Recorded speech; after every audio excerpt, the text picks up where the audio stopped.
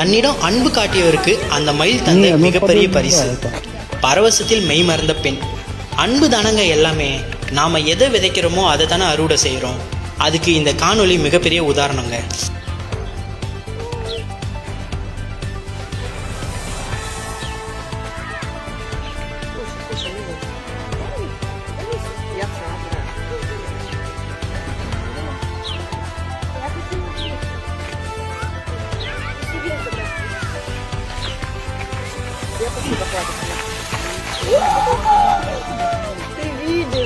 А я с другой стороны снимаю, дружище.